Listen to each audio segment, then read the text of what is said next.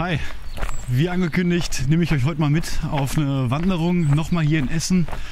Eigentlich hatte ich ja geplant, den Baldener Steig, den Kettwig-Panoramasteig und nochmal die Seewaldtalroute zu laufen und dann eine Nacht zu übernachten. Ich bin ja auch mit meinem Cousin unterwegs, mit Philipp. Hallo Leute. Der hat sich bereit erklärt mitzukommen und wir haben die Tour jetzt schon 1-2 Wochen geplant gehabt. Aber wie ihr vielleicht mitbekommen habt, gibt es einen ziemlich heftigen Schneesturm jetzt über die Nacht und wir haben wirklich bis gestern Abend spät überlegt, ob wir das trotzdem machen können, weil gerade hier in Essen sind wir eben zwischen den beiden Gebieten, also dem der warmen Front aus dem Süden und eben dem kalten Tristan Tiefdruckgebiet aus dem Norden. Und ja, wir haben eben diese Eisregenschicht jetzt hier.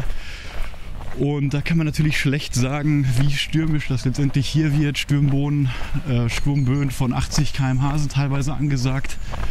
Und ja, natürlich auch immer die Frage, wie so ein Eisregen sich mit dem Zellstoff verhält.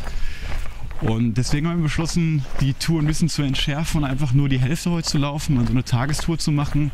Geht dann insgesamt 33 Kilometer. Und wir laufen den gesamten Baldener Steig dabei und eben auch die Route vom letzten Video. Ja, dann sind wir auch schon eine Viertelstunde unterwegs und laufen hier gerade wieder das Walpurgistal runter. Und wir hoffen natürlich, dass sich das Wetter noch ein bisschen hält und der Regen noch ein bisschen auf sich warten lässt. Aber mal schauen. So, wir haben jetzt 9:45, sind ungefähr seit einer halben Stunde unterwegs, würde ich sagen. Und haben jetzt fast schon 4 Kilometer gemacht. Wir sind wieder auf dem kleinen Pfad hier im Schellenberger Wald, wo die umgestürzten Bäume letztes Mal waren.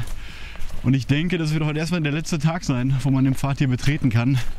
Weil ich schon davon ausgehe, dass durch den Eisregen heute Nacht hier eine Menge runterfallen wird. Ja, und wir hoffen natürlich, dass es jetzt den ganzen Tag nicht überregnet und wir noch gut zu Hause ankommen, bevor es wirklich losgeht.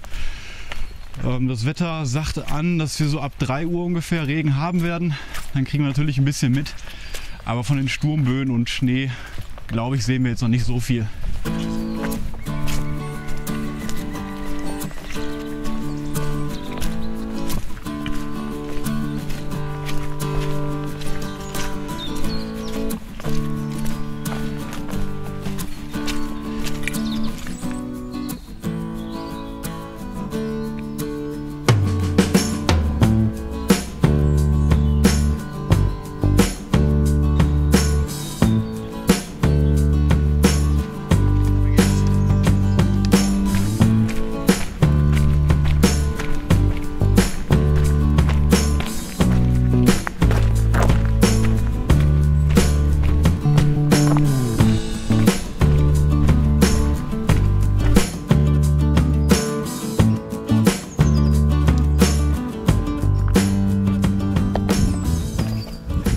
So, wir sind jetzt knapp eine Stunde unterwegs, Kilometer 6 und hier endlich wieder am Baldener See angekommen. Das Schild gerade, das war der Zuweg zum Baldener Steig. Also wir sind jetzt gleich von der Route von letztem Mal runter und dann wirklich auf dem Baldener Steig und fangen an, um den See rumzulaufen. Das Wetter hält sich gerade noch einigermaßen. Wie ihr seht, regnet es gerade ein ganz bisschen. Aber im Prinzip ist eigentlich so in Ordnung. Wir hoffen, dass es noch ein bisschen so bleibt. Bis später. Ja, noch ein Spot, den ich das letzte Mal nicht gezeigt habe, der auch direkt hier neben dem Weg ist. Ist hier dieser Ausblick von dem Baum. Habe ich letztes Mal nicht gezeigt, weil eben so viele Spaziergänger unterwegs waren. Aber das Gute natürlich, wenn es heute so nebelig ist und vor allem Sturm angesagt ist, dann kommt natürlich keiner vor die Tür und läuft hier den Weg. Ja, und dann sieht man auch schon gut von hier, wo wir gleich langlaufen. Da unten links der Weg.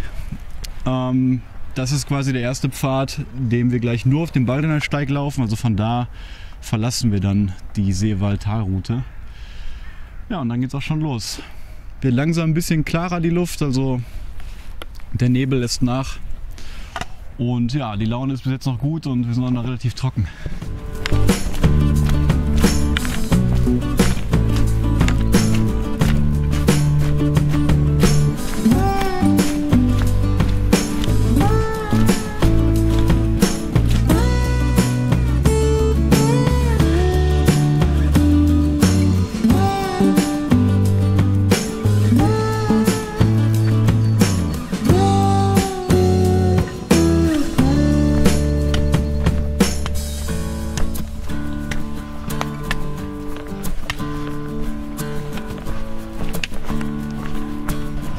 jetzt sind wir auch endlich mal direkt am Ufer vom Baldener See. Haben jetzt da gerade einen guten Abstieg hinter uns. Ich glaube, der 8. Kilometer ist gerade angebrochen. 7,6 Kilometer, also ungefähr ein Viertel. Bis jetzt spielt das Wetter immer noch sehr gut mit. Haben gerade oben auch eine kleine Pause schon gemacht. Und jetzt, glaube ich, laufen wir so 2-3 Kilometer hier am Ufer direkt entlang. Gleich kommt so eine kleine Vogelinsel, ein Naturschutzgebiet. Zeige ich euch auch mal. Sehr schön angelegt. Also man legt hier wirklich Wert auch am Baldener See darauf, ja, dass die Natur gut erhalten bleibt. Wir haben auch eine größere Fischpopulation in den letzten Jahren wieder im See bekommen. Und das ist ein ziemlich guter Ausgleich. Also die Fische und die Vögel teilen sich den Lebensraum hier schon ganz gut.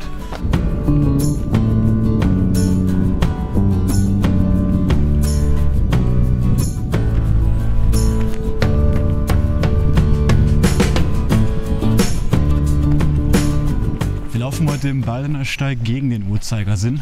Aber wenn man mit dem Uhrzeigersinn läuft, dann kommt man hier ungefähr nach 18 Kilometern, glaube ich, am Extrablatt raus, was hier auch direkt am Wasser liegt. Und ja, das liegt auch hinter der Vogelinsel, da gehen wir jetzt hin. Und wenn man dann 18 Kilometer schon gelaufen ist und wir haben jetzt ein bisschen wärmer und auch keinen Lockdown, dann kann man sich hier dann wirklich gut mal hinsetzen für eine kleine Mahlzeit direkt am Wasser, was trinken und so. Habe ich beim ersten Mal auch gemacht. Und ja, kann man echt empfehlen hier.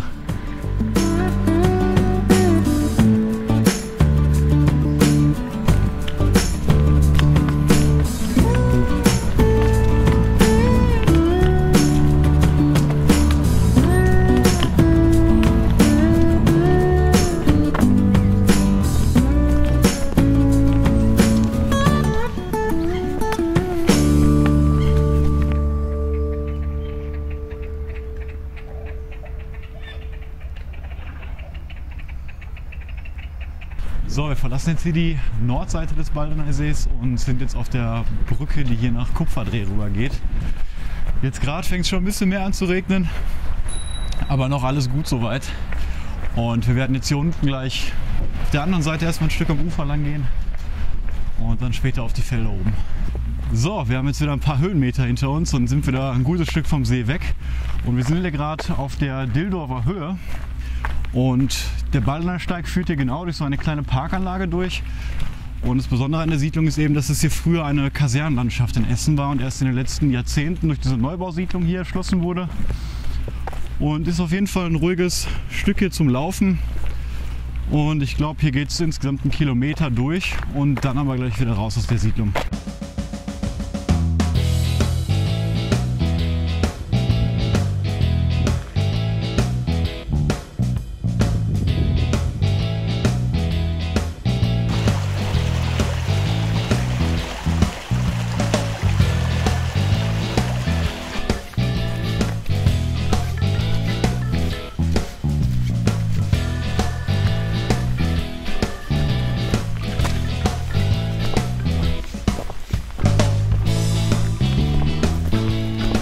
Kilometer 14 und wir nähern uns jetzt langsam Essen-Fischlaken, was natürlich auch auf der Südseite vom Baldener See liegt.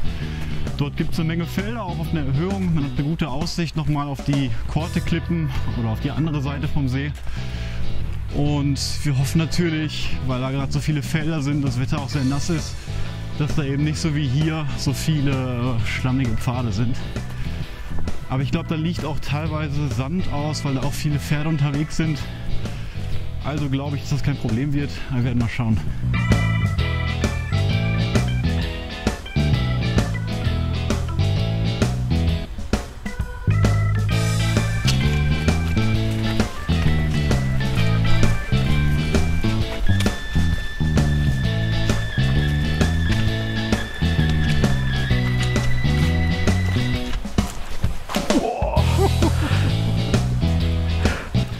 Ja, so viel dann zu nicht schlammig.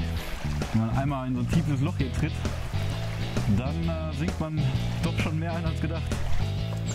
Für alle denen, die 26 Kilometer vom kompletten Baldener Steig ein bisschen zu viel wären, die könnten auch nur die beiden Süd- und Nordhälften getrennt voneinander machen. Die haben dann ungefähr die Hälfte jeweils. Ich glaube, der Südteil ist 1 Kilometer länger, also 14 und 12 ungefähr. Und da kann man dann gut 2 Tagestouren auch rausmachen.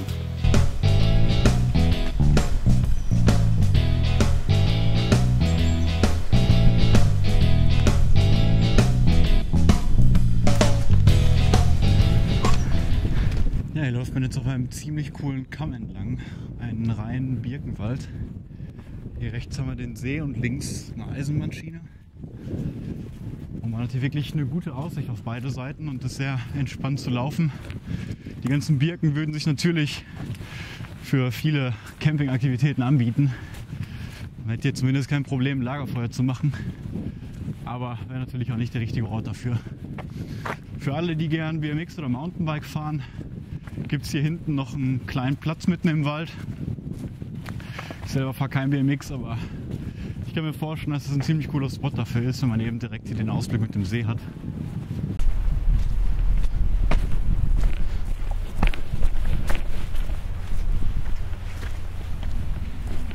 So, Kilometer 17, das heißt, wir haben jetzt genau die Hälfte geschafft und haben hier zufälligerweise gerade eine super Bank gefunden. Und ja, jetzt hat der Regen gerade auch ein bisschen nachgelassen, es tröpfelt immer noch mal ein bisschen, aber hier setzen wir uns erstmal ein bisschen hin, machen vielleicht einen Kaffee oder einen Tee, aber ich glaube, kochen tun wir erst später, aber einen kleinen Snack für zwischendurch ist schon mal nicht schlecht.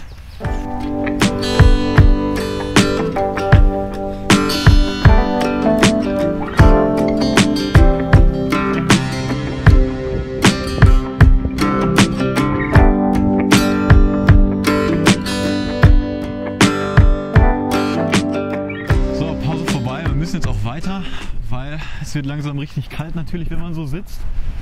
Und man merkt auch langsam, dass der Sturm uns näher kommt. Also es wird deutlich windiger. Und fängt an zu regnen. Die Temperatur sinkt auch sehr stark. Ich glaube, wir haben jetzt gerade 3 oder 4 Grad nur noch. Ja, heute Nacht wird es natürlich erst richtig stark mit dem Temperaturabfall.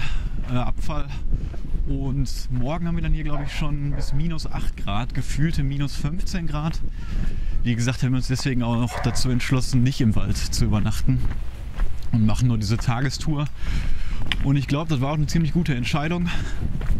Ja, und mal gucken, ob uns der Eisregen jetzt hier auch noch erwischt oder ob wir vorher zu Hause ankommen. Ja, im Hintergrund sieht man jetzt hier Haus Scheppen, das auch direkt am Wasser liegt und ist so ziemlich der größte Motorradtreff hier in NRW. Jetzt im Winter ist hier natürlich überhaupt nichts los und da sind auch 2 kleine Hütten, da kann man sich was zu essen kaufen, was zu trinken, aber hat natürlich jetzt gerade alles zu. Ein altes Wasserschloss ist hier auch noch zu sehen und ja, im Sommer ist es wirklich so überfüllt hier, dass man selbst als Wanderer hier Probleme beim Durchkommen hat. Aber die Stadt Essen plant, wie ich gerade gehört habe, hier noch eine Vergrößerung des Platzes und auch so eine extra kleine Wanderautobahn für den Baldener Steig. Und dann wird es auch für die Motorradfahrer, für die Wanderer und für die Fahrradfahrer natürlich insgesamt ein bisschen entspannter.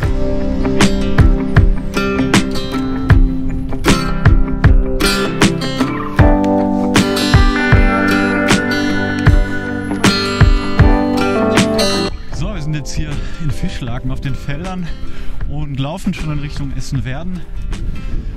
Wenn man da hinten ein bisschen schaut, ich weiß nicht, ob man das sieht, aber das Weiße Haus auf der anderen Seite,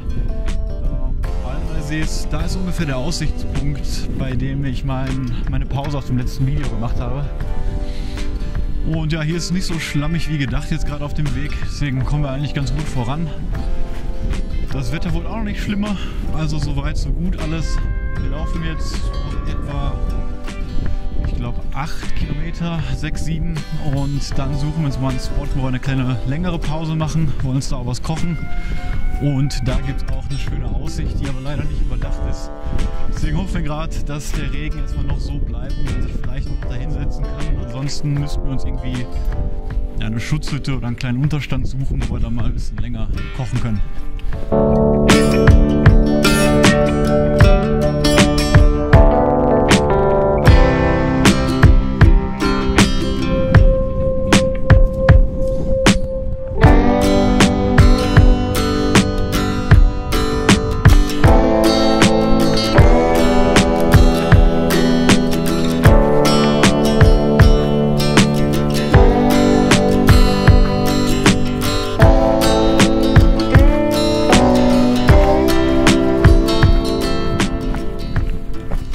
Hier wieder über am Baldener See, nähern uns langsam den Ufer und damit Werden. Und hier im Hintergrund, hoffe ich, sieht man nochmal die Villa Hügel. Da sind wir letztes Mal schon vorbeigelaufen und werden auch heute durch den Hügelpark einmal gehen. Und hier auf der linken Seite, ich weiß nicht, ob man das erkennen kann, da liegt so ein bisschen Sandstrand. Das ist eben der Seaside Beach und noch die letzte Möglichkeit hier in Essen überhaupt in den Baldeneyer See schwimmen zu gehen. Ist eine ziemlich coole Anlage, im Sommer meistens immer voll, das wissen die Essener wahrscheinlich alle. Kostet auch ein bisschen Eintritt, aber ist echt eine coole Sache.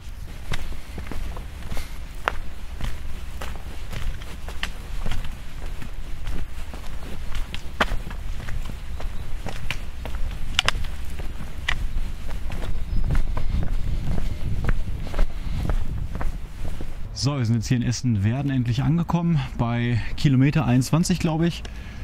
Und ja, hier liegt jetzt auch der Werdener Friedhof in der Nähe, da will ich jetzt nicht filmen. Aber wenn ihr den Steig von der Nordseite aus anfangt, dann liegt der Friedhof ungefähr auf der Hälfte. Und da könnt ihr natürlich Trinkwasser nachfüllen und es gibt sogar eine öffentliche Toilette dort. Ja, also kann man insgesamt ein bisschen weniger Wasser mitnehmen und das wird sich sogar für eine kleine Wassernachfüllpause anbieten. Ja, da wollte ich hier gerade selber mal die Möglichkeit vom Toilettenhaus wahrnehmen, aber anscheinend wurde die leider wegen Vandalismus geschlossen, verstehe ich auch. Als ich letztes Mal da war, war da auch schon eine Menge Graffiti und Müll drin. Also wie immer echt schade, dass die Leute so mit solchen Sachen umgehen. Ja, wir nähern uns jetzt auch schon der Staumauer hier am Baldeneyer See und die überqueren wir jetzt gleich auch und kommen dann wieder auf die Nordseite und gehen weiter zur Villa Hügel. Und gleich, wenn wir darüber laufen, erzähle ich auch noch was dazu.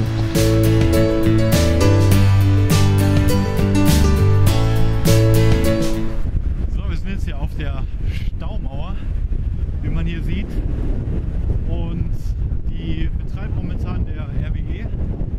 Die wurde früher, so vor 70, 80 Jahren gebaut. Und damals war das Ziel, das Wasser hier in der Ruhr und allgemein im Baldeneyer See ein wenig sauberer zu machen. Man hat hier eben einen höheren Wasserbedarf dadurch gehabt, dass hier viele Leute wegen den Zechen hingezogen sind und natürlich auch die Maschinerien und die Zechen viel Wasser benötigt haben. Und ja, dadurch hat man hier diese Wasseranstauung so gemacht, wie das jetzt da ist. Ja.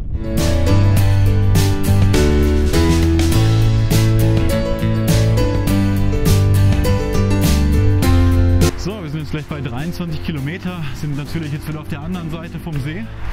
Und hier geht es jetzt gleich rechts hoch zum letzten großen Anstieg hier auf dem Baldeneyer Steig. Da oben ist auch ein super Aussichtspunkt, wo wir dann eine kleine Pause machen wollen. Und für alle Leute, die vielleicht ein bisschen an Geologie interessiert sind, die könnten auch mal in die Richtung weitergehen, denn da fängt die Essener Geo-Route an, ich glaube so heißt sie. Und vielleicht sieht man im Hintergrund auch schon diese großen Klippen und Gesteine da. Da kommen auf jeden Fall eine Menge Felsen. Es gibt auch Schilder, die die verschiedenen Gesteinsarten da erklären. Und ich bin da auch mal ein Stück lang gelaufen, nur hier unten 2 Kilometer. Und ja, sah auf jeden Fall sehr interessant aus. Ja, falls ihr mal hier auf dem Stück das Logo mit dem roten Symbol seht, dann ist das der Kettwig Panoramasteig. Und die beiden Steige, die führen ihr beide unter denselben Weg. Und der eine geht dann rechts lang, der andere links. Man muss da ein bisschen aufpassen und darf sich da auf jeden Fall nicht verlaufen. Und ja, da oben trennen die beiden Wege sich dann wieder.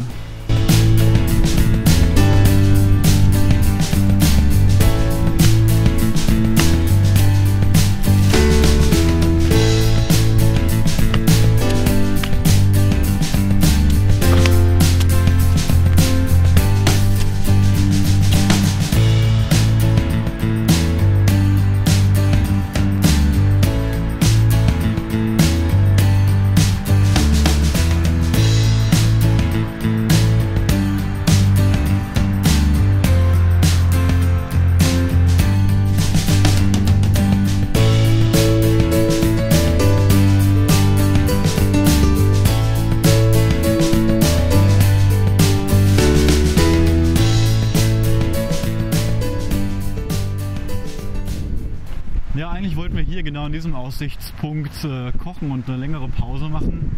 Aber wir haben jetzt kurz vor 3 und ja, so langsam geht es hier los. Der Wind ist ziemlich stark geworden und ja, es fängt auch immer mehr an zu regnen. Jetzt ab 3 Uhr wurde langsam so der Regen angesagt. Wäre natürlich schön gewesen, hier auf der Mauer zu sitzen, aber natürlich immer noch schöner bei Sonne. Aber jetzt gleich, wenn wir hier weiter die Straße hochgehen, Da gibt es so einen kleinen Wildpark, wo ein paar Wildschweine, Rehe und Hirsche, glaube ich, sogar sind. Und wir hoffen, dass wir da so eine Art Schutzhütte finden und uns da ein bisschen windgeschützt und regengeschützt unterstellen können und dann in Ruhe kochen können.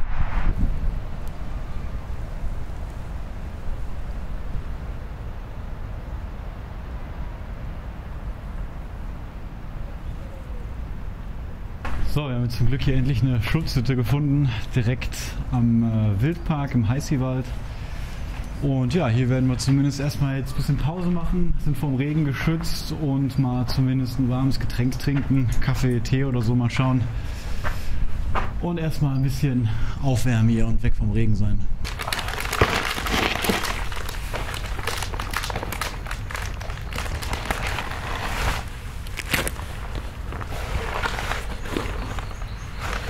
Ja, eigentlich haben wir uns hier auf eine schöne warme Mahlzeit gefreut. Aber als wir dann heute Morgen beschlossen haben, dass wir doch keine Übernachtung wagen, haben wir dummerweise unsere Löffel ausgepackt. Und ja, wir hatten extra so Trekking-Nahrung mitgenommen. Track and Eat. Hatte jetzt hier so Gemüsenudeln dabei. Tja, aber leider gibt es jetzt dann erstmal nur einen Kaffee. Aber soweit haben wir auch nicht mehr bis nach Hause. 7 Kilometer, glaube ich, oder? Ja. Und dann werden wir einfach nachher im Warmen essen und sind natürlich halt ein bisschen schneller und vorm Sturm geschützt.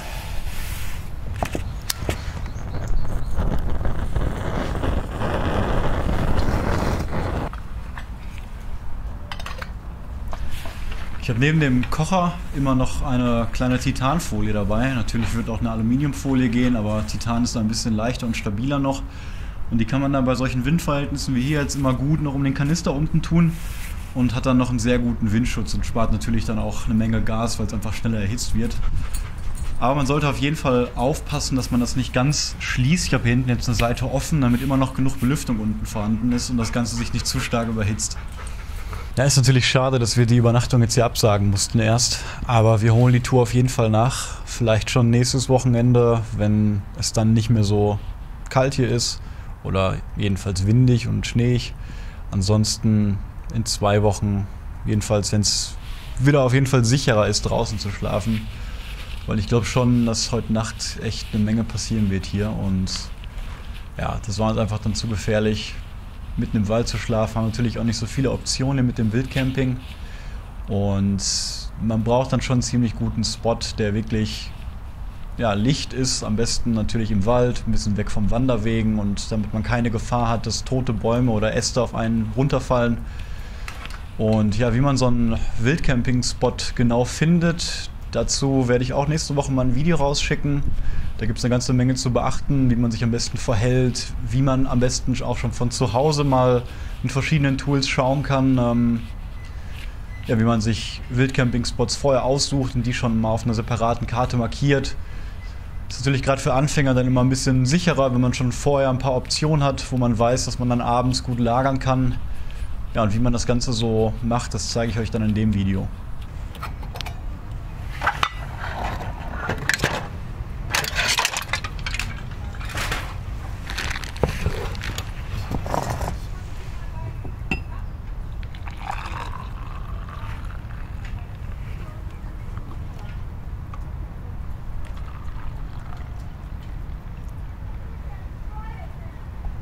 Ja, so ein warmer Kaffee in der Pause tut natürlich immer richtig gut, gerade bei dem Wetter.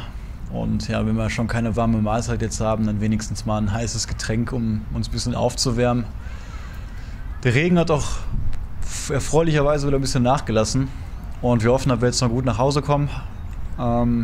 Ich glaube 8 Kilometer noch, 7 Kilometer noch. Und dann haben wir es auch geschafft. So, Pause Ende. Wir saßen jetzt gut eine halbe Stunde, glaube ich, hier. Und ja, der Regen hat immer noch nicht wieder angefangen und deswegen schauen wir jetzt doch schnell weiterkommen.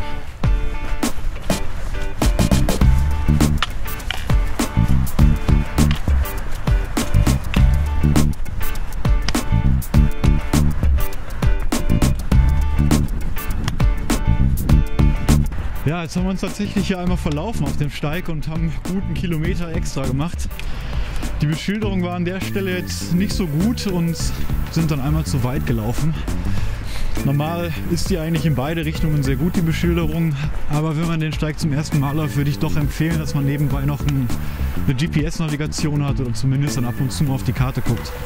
So, wir haben jetzt hier gerade den Kruppwald betreten, das letzte große Waldstück auf der Route.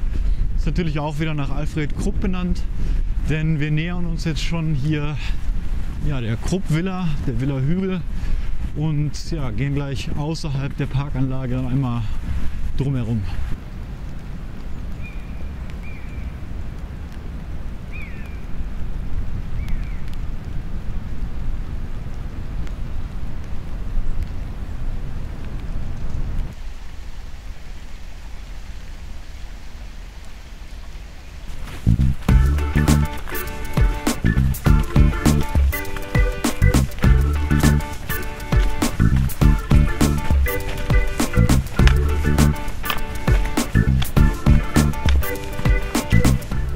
Gerade Kilometer 27 hinter uns gebracht und sind hier immer noch in dem gleichen Wald. Das ist ein ganz schönes Stück und langsam fängt es auch immer stärker an zu regnen. Wir werden gleich die Regencapes schon mal rauspacken müssen und man kann wirklich nur erahnen, was heute Nacht hier los sein wird. Es war jetzt noch nicht so kalt und noch kein Eisregen, aber es wird nicht ohne Grund der schlimmste Schneesturm in 40 Jahren sein. Und ja, wie gesagt, sind ganz froh, dass wir heute drinnen schlafen können. Falls ihr übrigens Fragen habt zu meiner Ausrüstung oder wissen wollt, was ich so auf die Trekking-Tour heute mit dabei habe oder mitgenommen hätte, wenn wir auch übernachtet hätten, dann habe ich die Liste unten verlinkt und da könnt ihr euch einfach die ganzen Ausrüstungsteile mal anschauen. Manche sind auch direkt zu einem Shop verlinkt, wenn ihr da Interesse habt. Ansonsten steht da noch manchmal der Preis dabei und auf jeden Fall natürlich das Gewicht des einzelnen Gegenstands. So, wir sind jetzt an der Villa Hügel angekommen und im Hintergrund sieht man jetzt einen Hügelpark mit der Villa Hügel und überall hier verteilt haben wir solche alten Pförtnerstellen und an der größten davon vorne am Haupteingang, da kommt man dann auch so rein und will dann bezahlen eben, um den Park betreten zu dürfen. Ich glaube 4 Euro kostet das momentan, kann mich aber täuschen, aber wie schon im letzten Video gesagt, das lohnt sich auf jeden Fall mal da durchzugehen. Wir laufen jetzt genau auf die Villa Hügel zu und hier hinter mir sieht man Bredeney und jetzt im Besonderen die Krupp-Siedlung. Und der Baldener Steig hat auch eine gelbe Markierung und führt da links dann auf einem kleinen Rundweg genau durch die Siedlung. Ist auch mal schön anzugucken, da haben eben damals vor allem die ganzen Mitarbeiter der Krupp-Villa, die ganzen Hausangestellten gewohnt. Und die Gebäude sind immer noch sehr gut erhalten, die meisten darunter Denkmalschutz. Und wenn man sich dafür interessiert, dann kann man da ruhig mal eine Runde rumlaufen.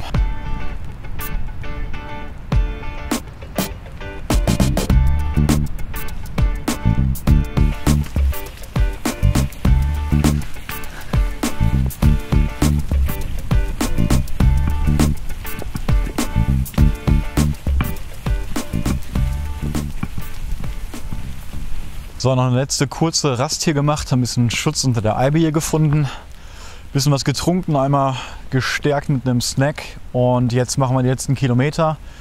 Wir haben jetzt gleich 5:30, also wird schon jetzt langsam ein bisschen dunkler hier und Wind und Regen nehmen immer weiter zu, aber die letzten Kilometer schaffen wir jetzt auch noch.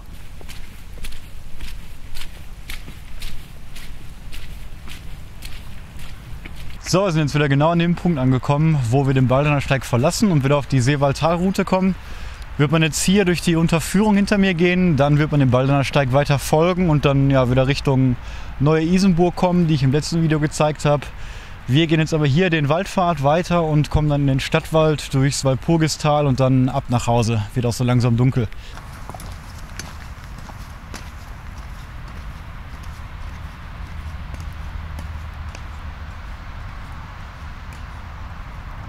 So, Kilometer 31 ist geschafft. Wir haben jetzt genau 6 Uhr und laut Wetterbericht haben wir jetzt noch ein kleines Regenloch hier von etwa einer halben Stunde.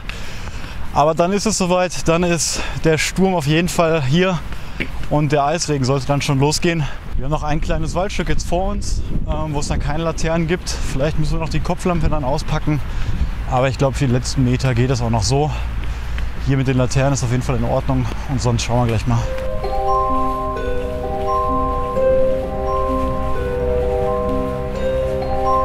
Ja, 33 Kilometer haben wir jetzt fast, es ist stockdunkel und normal hätten wir uns jetzt gerade einen Zeltplatz eigentlich gesucht Und da wir ein bisschen Umwege gelaufen sind, haben wir jetzt auch noch ein paar extra Kilometer und natürlich auch so mal ein paar extra Spots abgelaufen sind.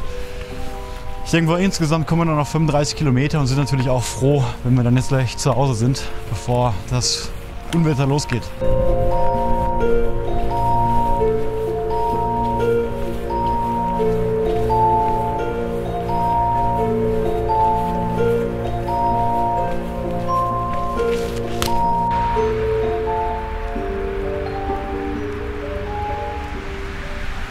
So, endlich angekommen wieder hier am Startpunkt der Seewald-Talroute. Wir sind jetzt knapp 9,5 Stunden unterwegs. Wir haben fast 7 Uhr und haben die 34 Kilometer voll gemacht. Wir müssen natürlich auch noch ein kleines Stück von hier nach Hause laufen, aber es ist nicht mehr so weit. Und ja, ich bin auch froh, wenn wir gleich zu Hause sind. Ich werde mal gucken, ob ich später noch ein paar Aufnahmen dann vom Eis, Regen und Schneesturm machen werde, sonst auch morgen früh. Und ja, Philipp seht ihr spätestens wieder, wenn wir nochmal die ganze Tour laufen und dann auch hier übernachten. Ansonsten hoffe ich, dass das Video gefallen hat und ja, ich würde mich freuen, wenn ihr mich abonniert. So, nochmal ein kleines Video jetzt vom nächsten Tag. Wir haben jetzt Sonntagmorgen. Heute Nacht, wie man sieht, kam ja echt ordentlich was runter und wir sind echt froh gewesen, dass wir die Übernachtung doch nicht draußen gewagt haben. Eine Menge Eisregen, wie man sieht, haben wir immer noch Schneefall gerade und ich glaube, gleich wird es auch noch mal ein bisschen schlimmer wieder. Und ja, wir wären noch lange nicht zu Hause gewesen, also hätten auch noch den ganzen Tag dann durch den Schnee laufen müssen. Ja, deswegen passt das soweit alles, was wir jetzt hier gemacht haben. Und ich würde sagen, bis zum nächsten Mal.